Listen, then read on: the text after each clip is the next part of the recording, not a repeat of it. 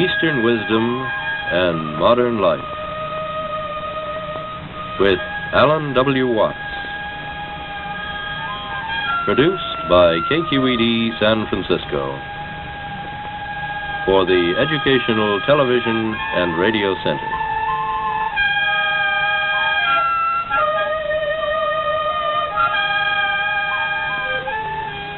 Alan Watts is a scholar, lecturer, and the author of many widely read books on comparative philosophy and religion.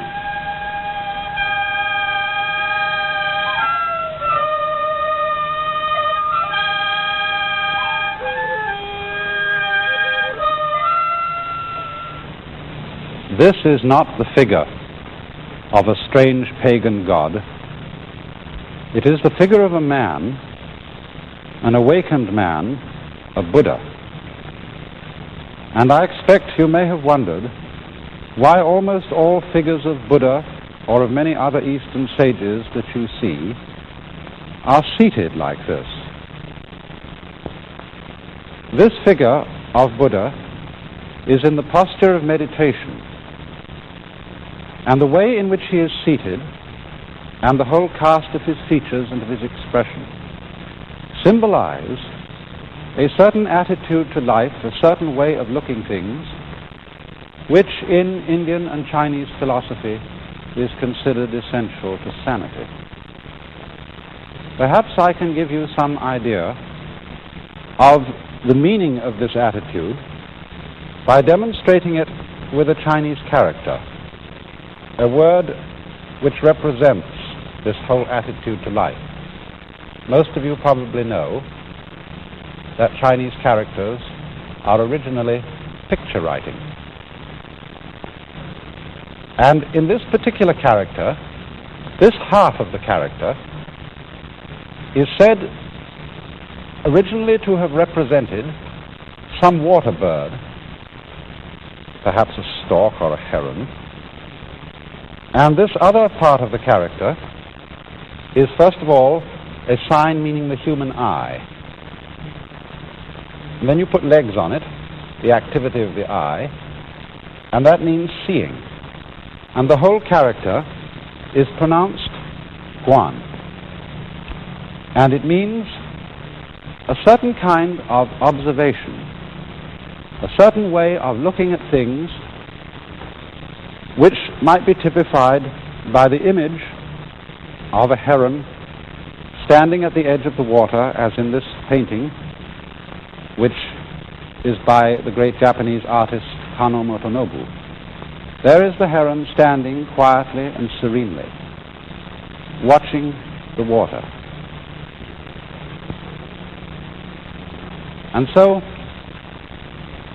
the whole meaning of this attitude to life is what is summed up in the entire Eastern idea of meditation typified in these Buddha figures. And I want to try today to explain to you something of the meaning of this attitude to life.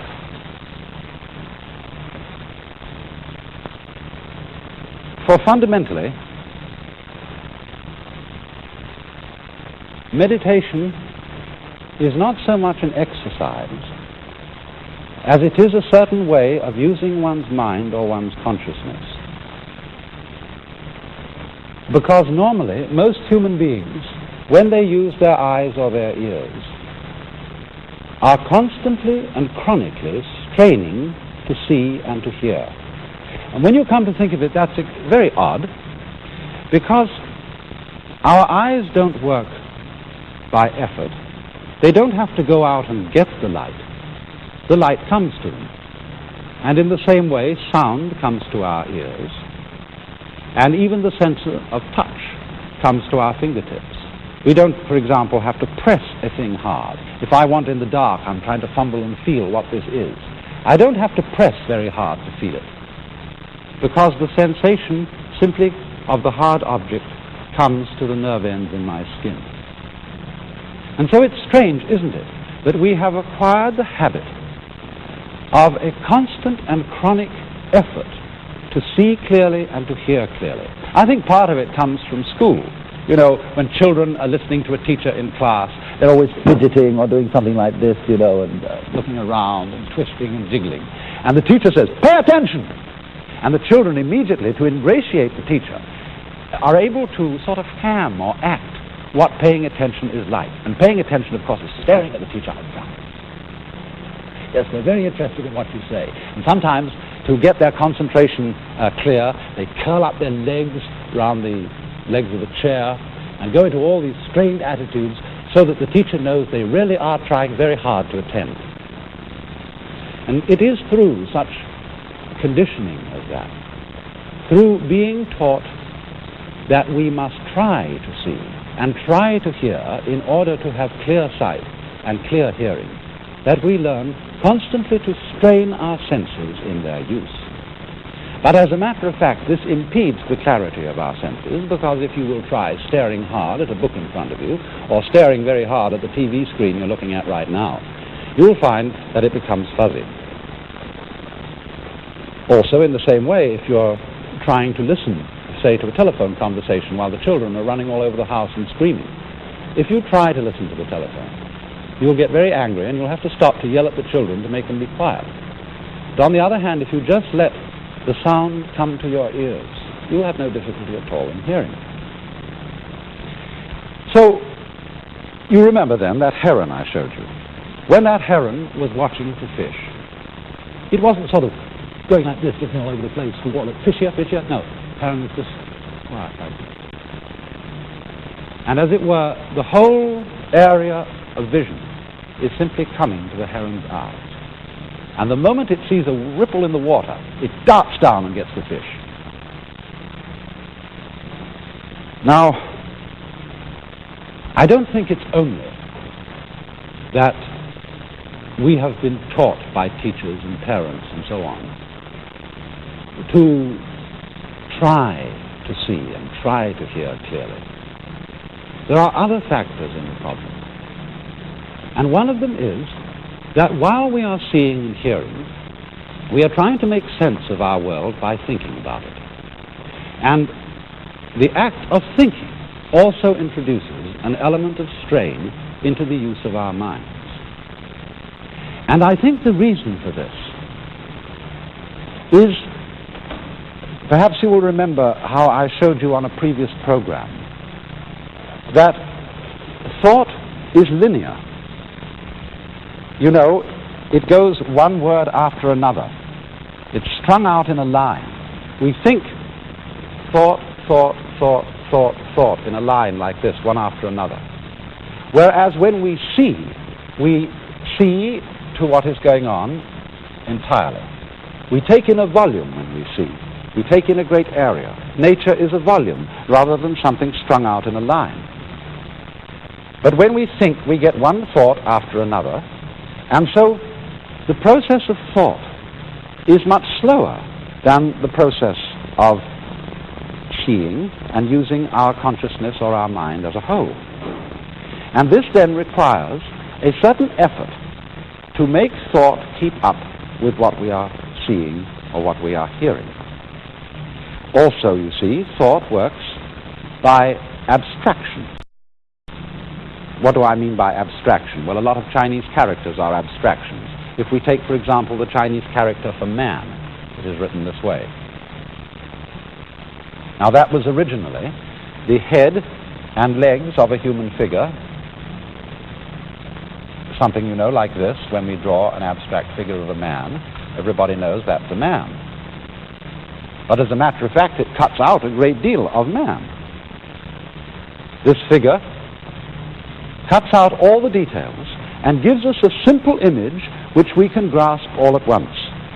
And we have to do that in order to think, so that we can use a series of very simple images or grasps of the world, and these are abstractions. And it is fundamentally in terms of abstractions that we think. Now, thought, as I said, is slower because it goes in a line, thought after thought. And also thought is abstract.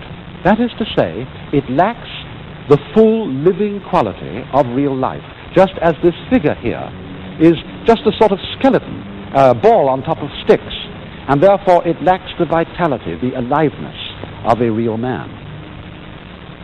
Now, the more we tend to live in a world of thought, the more we tend to live in an abstract world that is removed from and has a gap between it and the real world of nature. And as a result of this, we tend to live in a world that is in some ways unsatisfying, lacking in vitality and life. And also, people tend to think all the time. This becomes, for every civilized community, every civilized person, a sort of habit, which is like constantly talking to yourself.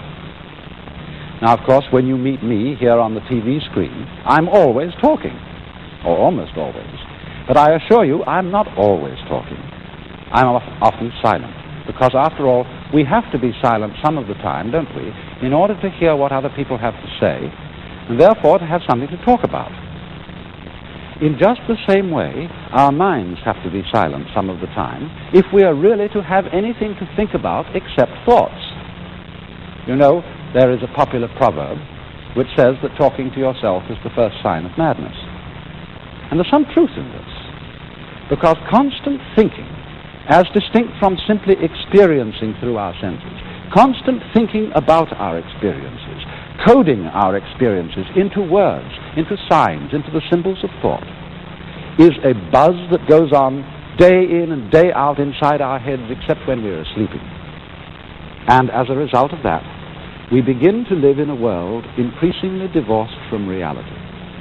And that is why in those Oriental cultures in India and China and Japan, it has always been considered important for everybody to spend some of his time, by no means all of his time, but some of it, not thinking, but simply in the attitude which was represented by that Chinese character which I drew at the beginning, pronounced guan, or quiet observation.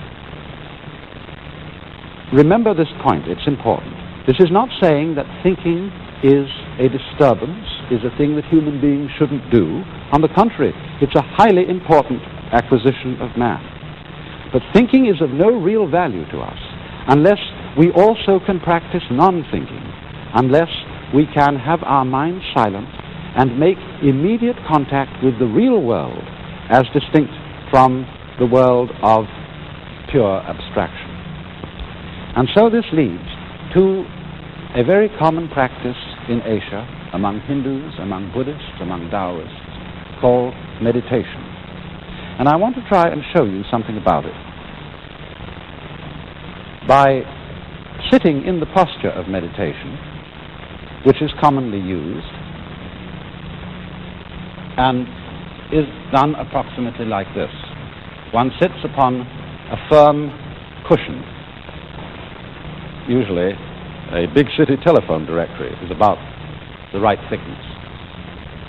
And ordinarily, among Oriental peoples, they sit in what is called lotus posture, or half lotus posture, as I'm sitting now, which means that the right foot is lifted up onto the left thigh. You will find, of course, that that's an extraordinarily uncomfortable position if you're not used to it. But one of the reasons for sitting that way is that it locks your legs together so that you don't easily fall over if you should go to sleep. And also that this position gives you a sense of being very, very firmly rooted to the ground. And then the hands are laid like this. And one then turns attention to letting oneself breathe. You don't do a breathing exercises, taking deep inhalations and exhalations. You simply let your breath come as it wants to, but you, if anything, let the out-breath, you know, the breath that goes with a sigh of relief, you let that be the emphasized breath rather than the in-breath. You don't close your eyes, you usually drop them a little on the floor in front of you. Because the object is not to cut out all the things that you might be experiencing through your eyes and through your ears, through your nose and your nerve ends on the skin. The object is simply to let one's mind alone, to experience, but not to try to catch hold of one's experience in thoughts. Simply to think. No, I wouldn't say think. That's a word we use very ambiguously. When I use the word think, I mean talk to yourself, or bring a lot of images before your mind which have nothing to do with what's right in front of you. So the function of this exercise, this posture, is to let the whole world come to you without interfering with it in any way, just sitting like that. You may say, oh, that's a great waste of time. There are all sorts of interesting things in life to do. Why just spend some hours sitting? And the reason, though, as I tried to explain, is that it is through this that one comes to have a contact no longer with a world of abstractions, no longer with a world of thought, but with the world that actually is. Now, as you do this, you begin to notice a rather curious change in your general feeling of life. You notice that there ceases to be what I would call an interruption or an interval between your experience and yourself. You see, in our ordinary way of using our minds, the chronic sense of strain, the chronic attempt to think about and make sense of what we are feeling, is what we call our ego. If you say, I experience my own existence, I am aware constantly of a knower behind and receiving all that is known, then you get this chronic sensation of there being an I, a self, who has all these experiences, and that I or self is what we call the ego. And this chronic sense of strain is our, we might call it our psychological blocking against our experience. The thing that seems to divide us from an external world, from the whole universe. But when in this way the interval begins to diminish, we begin to experience our world as ourselves. There is no interval, there is no interruption between the knower and the known. Just as when we are completely absorbed listening to music or dancing to music, we are not aware of our separation from it. We go right with it. And so in the same way, when the mind responds instantly to what the senses bring, it seems almost as if the mind and what it experiences were one and the same. Now, in a way, of course, this is actually true. We can understand this theoretically, but we don't ordinarily really feel it. For example, you know the old saying, if a tree falls in a forest with nobody listening to it, will there be any noise? Perhaps you know the limericks in which this problem is posed. There was a young man who said, God, I find it exceedingly odd that a tree, as a tree, simply ceases to be when there's no one around in the quad. And the answer was, young man, your astonishment's odd. I'm always around in the quad, so the tree, as a tree, never ceases to be since observed by yours faithfully, God. But this is a great philosophical puzzle for the Western world. Does what we know depend on there being a knower? Now, in a way, obviously, it does. Because when a tree falls in the forest, it certainly makes vibrations in the air. But those vibrations in the air do not become noise unless they vibrate an eardrum. So in the same way, the light from the sun does not become light unless it falls on an eye, an eyeball. And two, we could say the external world is full of hard things. But nothing is hard except in relation to the soft surface of the human skin. Nothing is heavy except in relation to human muscles. So if there is not a human organism, the world does not appear to us at all as having any of the characteristics which we attach to an external world. In other words, we could say, the sun is light, but only because of eyes. Rocks are hard, but only because of soft fingers. Falling rocks are noisy, but only because of sensitive human ears.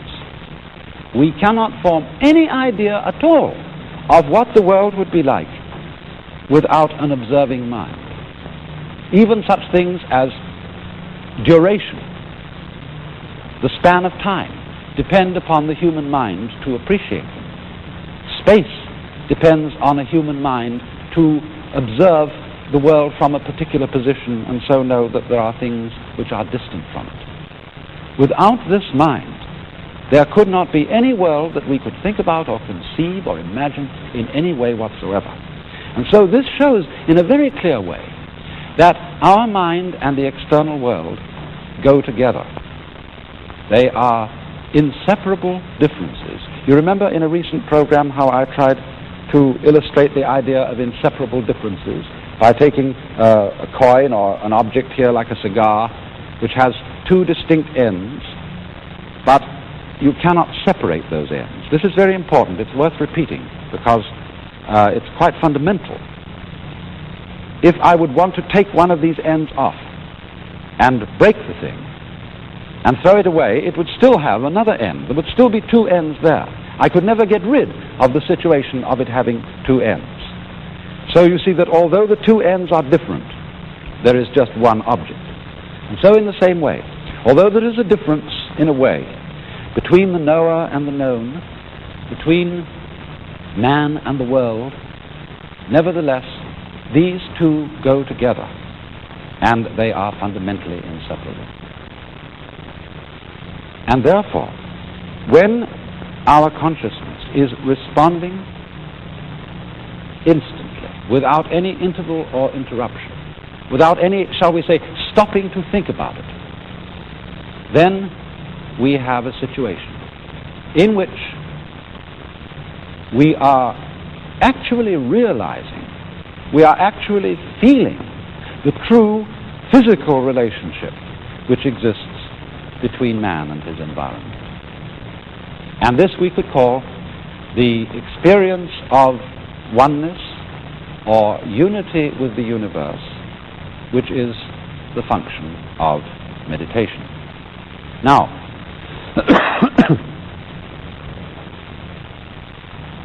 I think it's not difficult to see some very obvious values in this. Because, well, if we live entirely in a world of thought,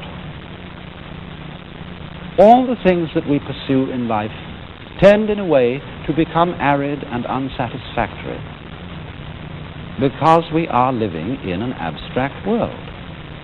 In other words, nobody in his senses is going to eat a menu instead of dinner. Nobody in his senses is going to try and get a satisfactory diet off dollar bills.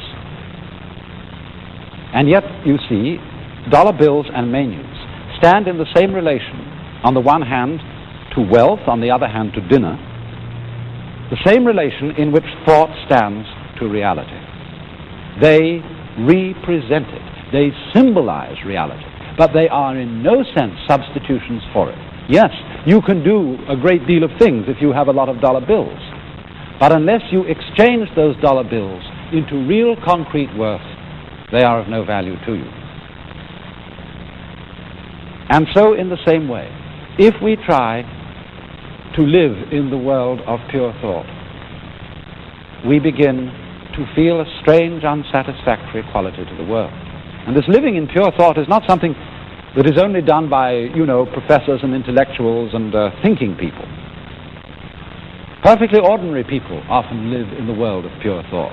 As, for example, when we pursue certain goals in life, when we say, I want to be successful, I want to be happy, these are really abstractions. Because supposing you become enormously wealthy and you're able to afford 3 cars and 6 houses, you can't drive in 3 cars at once.